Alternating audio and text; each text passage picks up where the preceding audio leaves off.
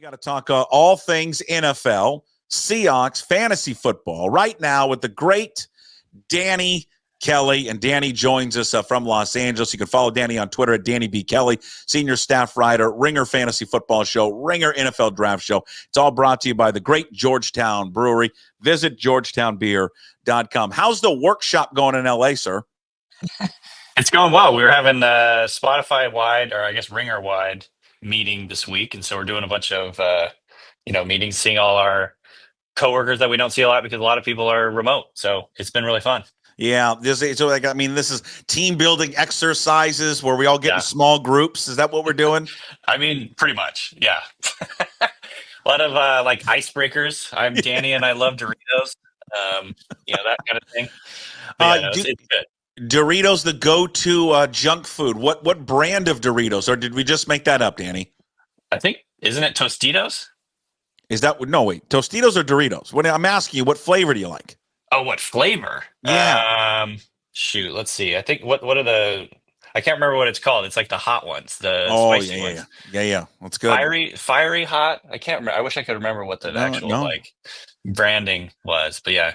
The spicy stuff. You'll just throw those down. Hey, I want to jump into the storyline that came out yesterday.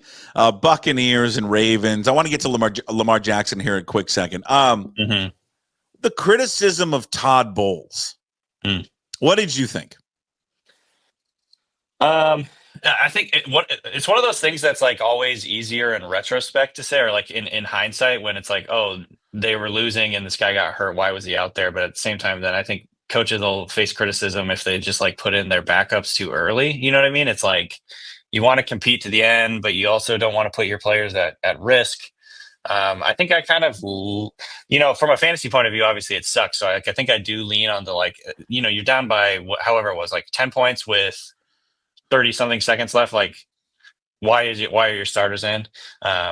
So I think I lean on that side, but I do understand like why a coach would want to be like competing to the end, like instilling that sort of like ethos on the team. Like, we're not going to give up. We're going to keep going. They already had converted an onside kick.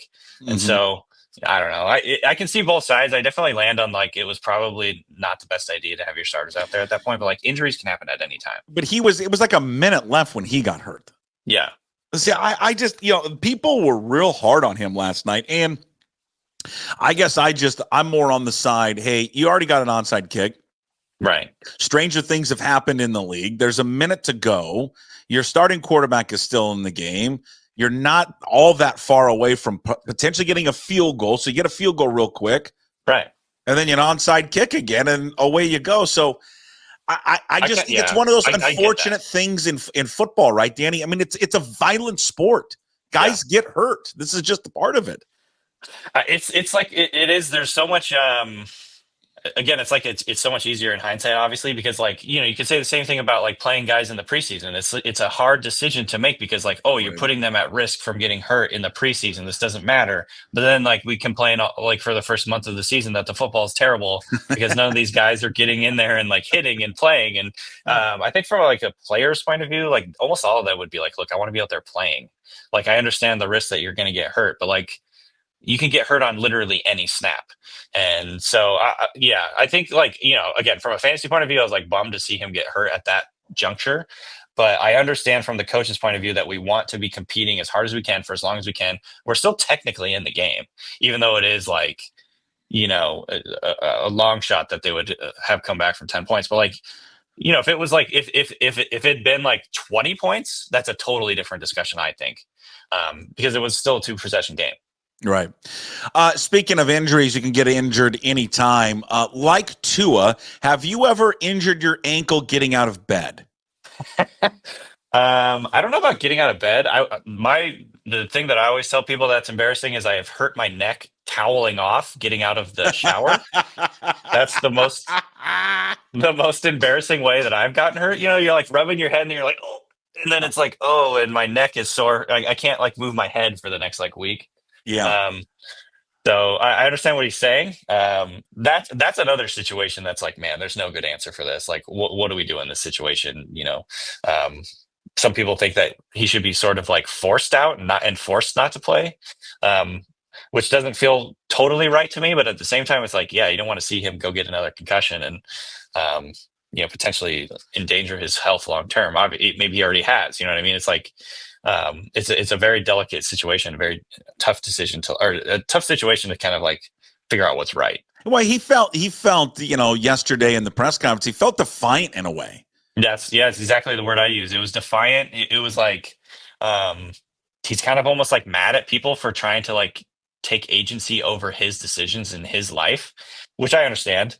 Sure. And it's hard because from a fan perspective, we don't want to see him injure his brain. And he's had so many situations where his injuries have been more apparent than a lot, like concussions. All concussions are bad, but his are like the fencing, the like involuntary like movement. It's been much more like, I guess like graphic is just like the term. It's been more graphic than some of the other guys that have gotten hurt. Yeah. And so I think a lot of people are just like, man, I don't want to see that. I don't want that on my TV.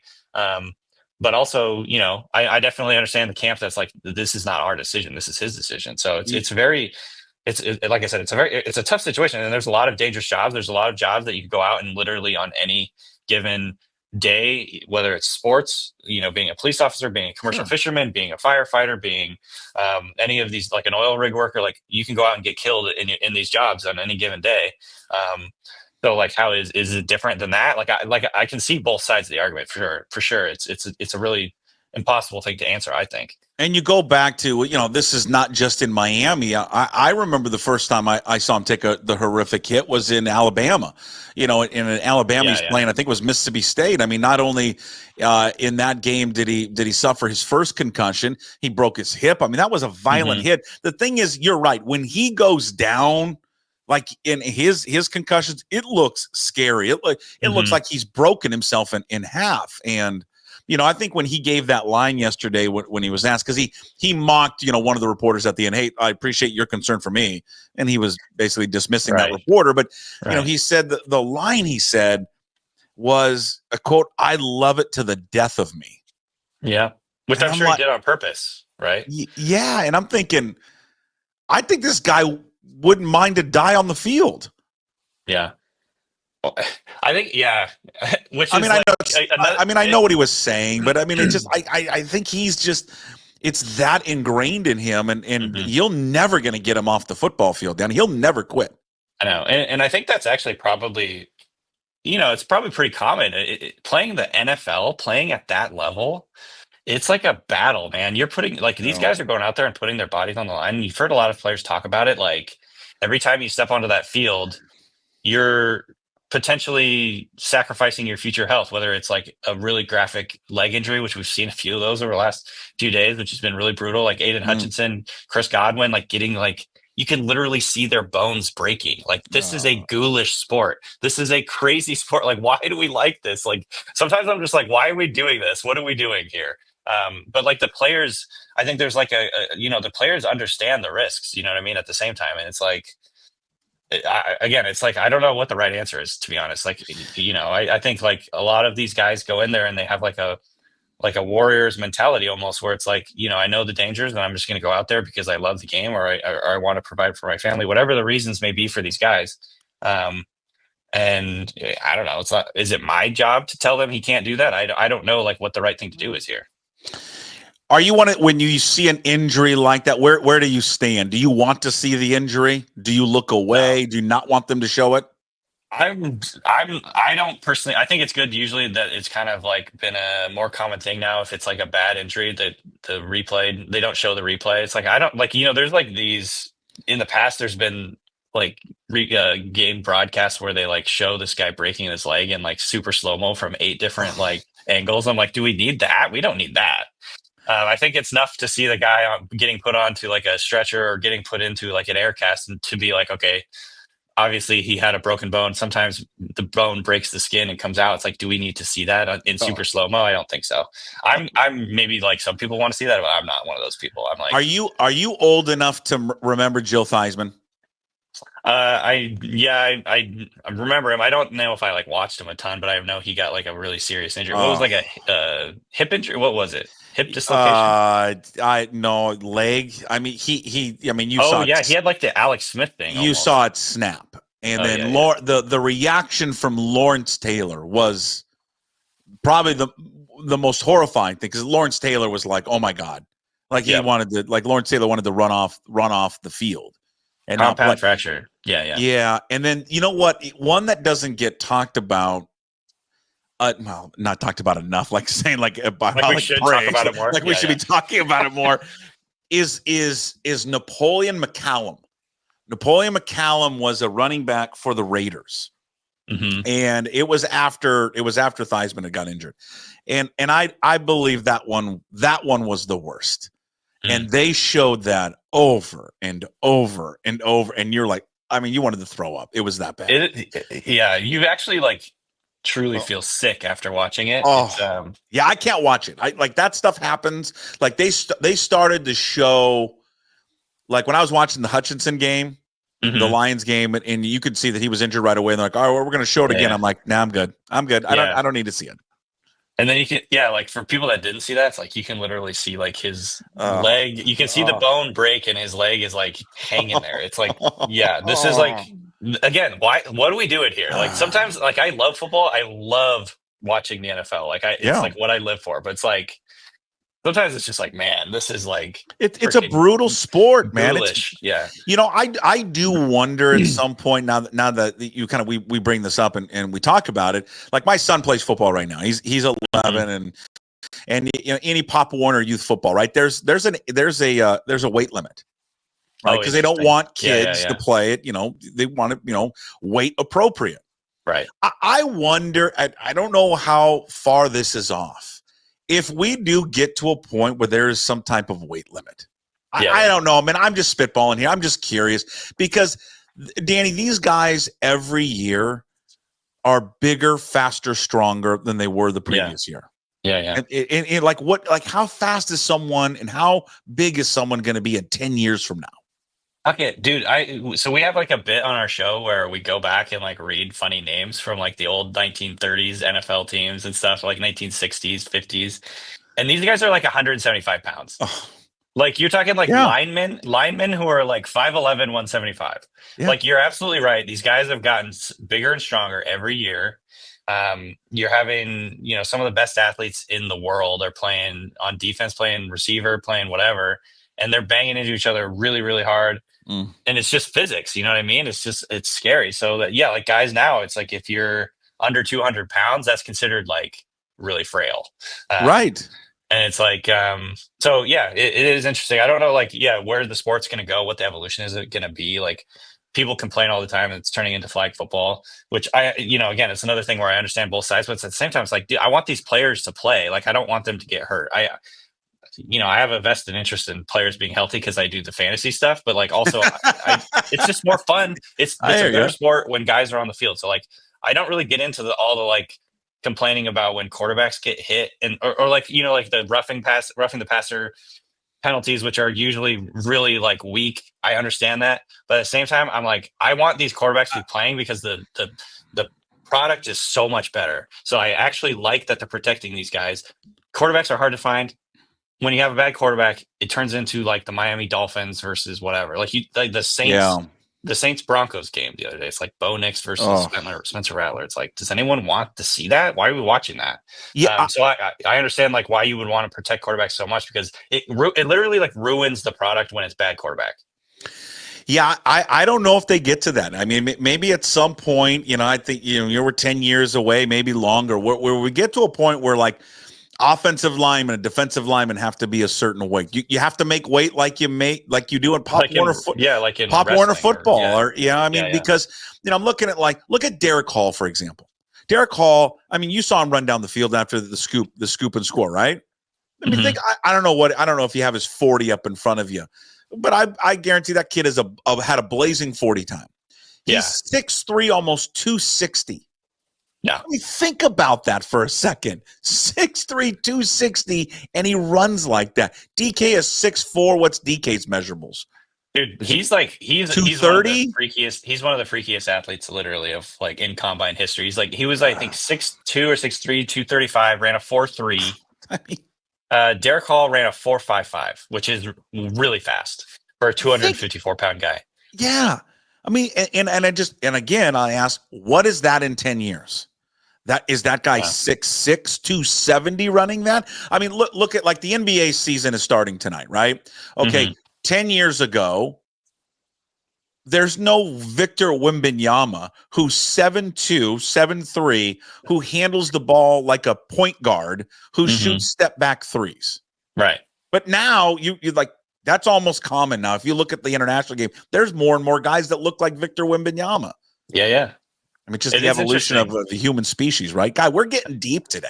I know. Really are. I wasn't expecting this, but yeah, you're absolutely right with the basketball analogy. It's like the body type and style of players has totally changed. You don't have as many power forwards. You're not guys that are just going in there and like hitting the glass and rebounding. It's like now it's guys. You have 7 foot guys, or sorry, 7 foot guys that are shooting threes, like Kevin Durant.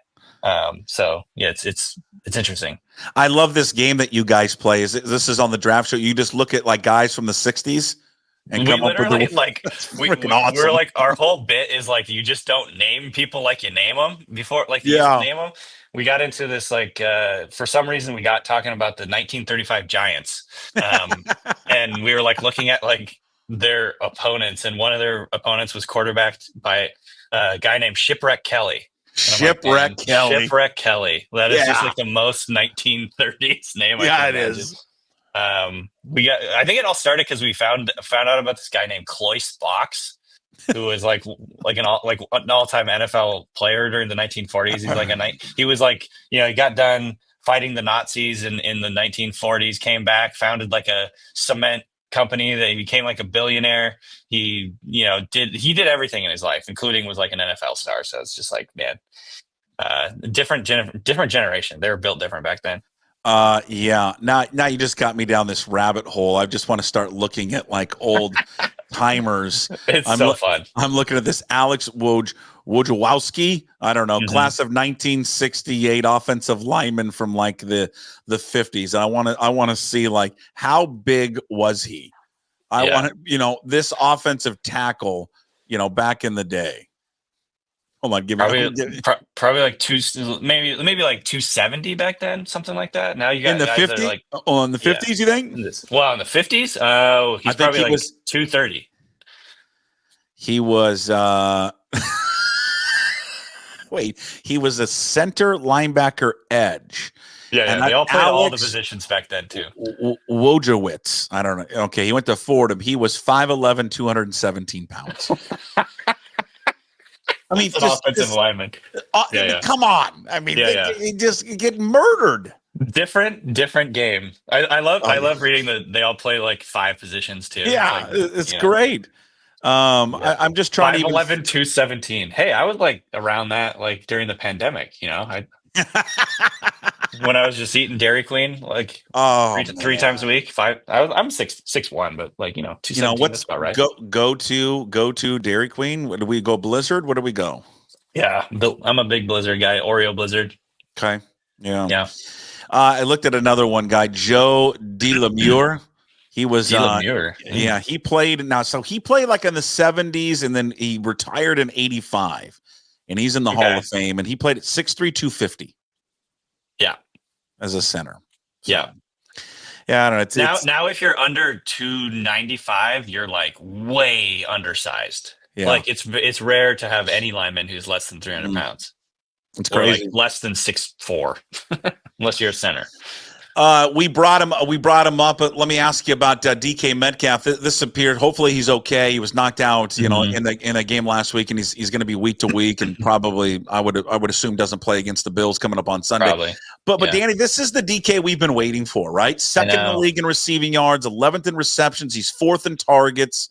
This is the guy, and finally it's Ryan Grubb that has been able to get this type of player, out of DK Metcalf. Yeah, DK Metcalf has been one of my favorite players for a really long time. And like, if you look at some of this, how long has he been in the NFL? I think like 4 years. If you look at like guys, or maybe it's his fifth year, I can't remember. But if you look at like the history of guys through their first 5 seasons, DK Metcalf is like top 10 NFL history in like touchdowns over that stretch.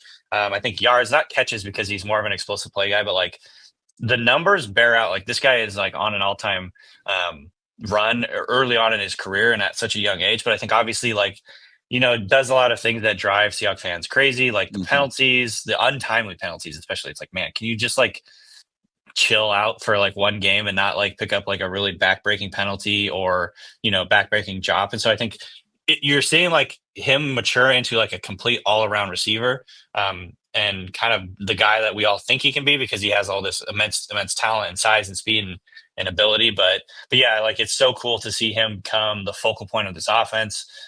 It obviously helps that the Seahawks are passing at like a higher rate than almost any team in the NFL right now, which is super fun to watch. It'd be nice if they were a little more balanced, I think, but Geno Smith has been slicing up opposing teams. And, they're using him all over the field. I think like during the Russell Wilson era, DK Metcalf was, and we see this with like Russell Wilson still with the Steelers this week. Sure. Like pass the ball down the sideline, like moon balls down the sideline. That is his specialty. And DK Metcalf was perfectly suited and perfectly paired with Russell Wilson during those times. Cause that's like, just throw it up to DK Metcalf. He's bigger, stronger. He can run away. He can separate at the catch point and go. Yeah. But it's cool to see him do, middle of the field stuff. Kind of like finding the soft spot, route running. Moving him around is what everybody wanted, Danny. Move this guy around and use him, and they finally did it. They're playing him more out of the slot, I think, this year. I think I haven't looked lately, but I think he was playing like a third of his routes from the slot, which is great. Because like he's the matchup nightmare for anyone in the middle of the field. You have either linebackers out there or nickelbacks, and like DK Metcalf on a nickelback or a linebacker is like free money. So it's like really cool to see them kind of move him around. Right. And obviously, like, again, it's a balance between the mistakes, which are infuriating sometimes. And like, it was cool to see him come out after that last game where he kind of like took that route a little too high against the 49ers and got picked off. Cool to come out and see him like say, look, I just didn't read that play right. Like, that shows like a level of maturity. It's cool to see him kind of like beginning to be more of like a complete all-around player. But yeah, he owned it. I like that. Yeah. So I love Metcalf. I've always loved him, but I recognize why some fans get upset with some of the penalties and mistakes. But I think the sky is absolutely the limit with this guy if he can kind of like put it all together. We love to bury. This is what I don't know if you guys do this on your Ringer show, but we should start it here. Let's bury a player or bury a team every week, okay? And we do the burn book. The burn book. Put players in the burn book. We just burn them. Okay, so this is what we're going to call it, because we used to do this on the radio. We're gonna put a player or a team on the barge. See, I find anytime that there's someone in sports or society that we don't like, that are just idiots, like people that tailgate when you're on the freeway and you're going 80, but they've got to be an inch off your bumper. See, those people, I want to put on one of these on the barge, one of these container barges that we have out here, and out in the Sound, and then we push it out to the Pacific Ocean. No fuel, and we set them free, and then we sink it. Yeah, so they're done forever. Do we put the Niners on the? I'll get the barge sound effect for this every week. So part of this is we're going to put someone on the barge every week, and then it's the best part is that when we're wrong and we got to take them back off the barge. Yeah. So let's. Yeah, we got to go pick them up. We'll send the tugboat out to go rescue them. I want to put the Niners on the barge. Can we put the Niners on the barge? Are they done? I'm hopeful. I don't think they're done, but I'm gonna do it with you because I'm hopeful that they're done. They're like in the throes of Bill Simmons, my boss, puts it this way: the season from hell. Like it's like they're in the season from hell right now. You got Ayuk out with a ACL injury. That one was really brutal as well. Oh, that was awful. Yeah, and then we got Deebo Samuel in the hospital with pneumonia, which is who gets crazy. Pneumonia anymore? I got pneumonia. I've had pneumonia. You did? Yeah, oh, man. But I said the same thing. I think I texted my friend, "Who gets pneumonia?" It's like I had a really bad cold. I really solved that. I did too. I didn't realize. I thought like after the Oregon Trail, people didn't get pneumonia. That and dysentery. Do people still get dysentery? Well, people do get dysentery, not as much in this country, but it's certainly still around. Sure. But yeah, like I literally texted someone that I'm like, who gets pneumonia? Who does Yeah. this? Like, but I had a really bad cold, and it just like I guess moved to my lungs, and it was like awful. It was like the worst thing ever. I felt like I was gonna die. So like, Stop living Deebo Samuel, outside. I know, God. But yeah, Deebo Samuel, I feel for him right now because like it was not fun. I'm like, I never want to be that sick again. But yeah, it's they seem to have like the worst luck this year. A lot of injuries.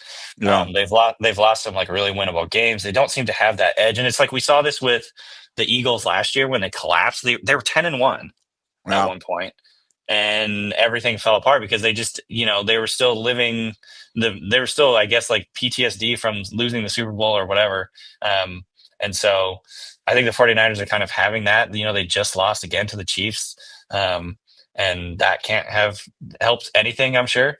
And so, yeah, it will be interesting to see kind of like if they can bounce back from here. They still have a ton of talent. I still think they're going to be hard to beat from the Seahawks point of view. But yeah, it's tough. Yeah.